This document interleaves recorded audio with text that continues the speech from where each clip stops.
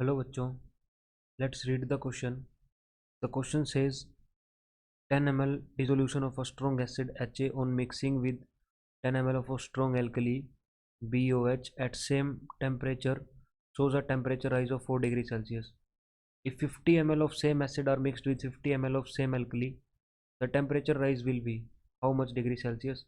Assume all the heat is used up in increasing the temperature of mixture only. तो आइए सबसे पहले इसका की कॉन्सेप्ट देखते हैं क्या होगा।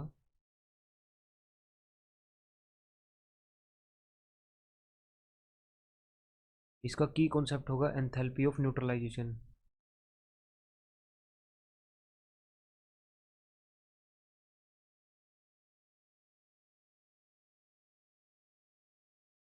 तो एंथैल्पी ऑफ न्यूट्रलाइजेशन क्या होता है हमारे पास, उसको देखते हैं।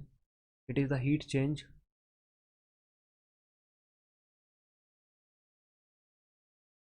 when 1 gram equivalent of an acid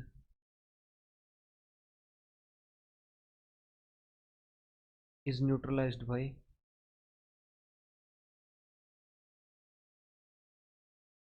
1 gram equivalent of base।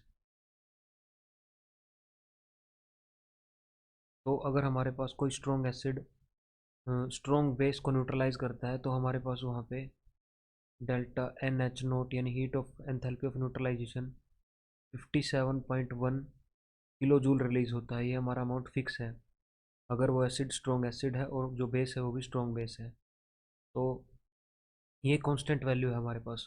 तो हमारे पास जो ये एसिड और बेस दिए गए हैं, हमारे पास स्ट्रॉन्ग एसिड और स्ट्रॉन्ग बेस दिए गए हैं, यानी H A plus sorry B O H gives A B plus H two O, और साथ में हमारे पास एंथैल्पी ऑफ न्यूट्रलाइजेशन यानी 57 पॉइंट इतनी हीट रिलीज होने वाली है। तो यहाँ पे नेगेटिव साइन भी मेंशन कर देते हैं हम। तो हमारे पास यहाँ पे अगर 10 ml में 4 डिग्री सेल्सियस राइज था, तो हमारे पास अगर 10 ml बेस था, 10 ml एसिड था, हमारे पास जो मिक्सचर बना था वो टोटल 20 ml बना था। और मान लेते हैं हम इसकी जो डेंसिटी थी वो 1 ग्राम पर सीसी या फिर 1 ग्राम पर ml थी।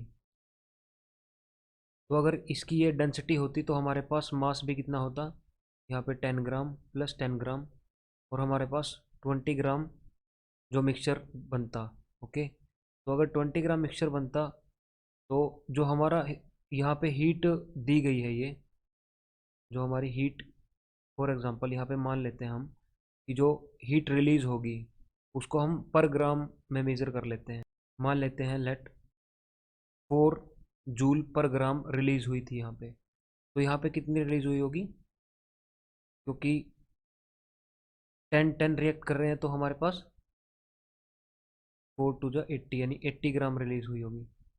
तो अब हमारे पास 50-50 ml मिक्स किया गया है, तो डेंसिटी क्योंकि हमें सेम बोला गया है कि हम एसिड और बेस दोनों सेम ले रहे हैं, तो 20 ग्राम ये प्लस सॉरी 50 ग्राम ये 50 ग्राम ये, तो ये हमारे पास 100 ग्राम आ गया। तो अभी 100 ग्राम के लिए 400 किलो जूल रिलीज होगी, जैसे 80 ग्राम के लिए सॉरी 80 जूल नहीं, 80 ग्राम नहीं, 80 जूल रिलीज होगी। तो यहाँ पे 80 जूल रिलीज हो रही थी, लेकिन 80 जूल रिलीज हो रही है वो 20 ग्राम का टेम्परेचर रेज करने में हमारी यूटिलाइज हो जा रही है। जो हमारी ये 400 किलो जूल रिलीज होगी, सॉरी यहाँ पे हमने जूल लिखा था तो जूल आएगा, तो यहाँ पे 400 जूल रिलीज होगी। तो 400 जूल हमारा 100 ग्राम का टेम्परेचर राइज करने में यूटिलाइज होने वाली है।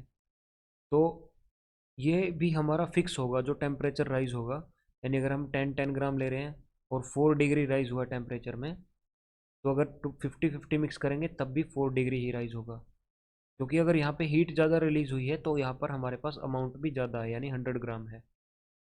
तो right answer would be 4 degree Celsius. Hope you understand it well. Best of luck.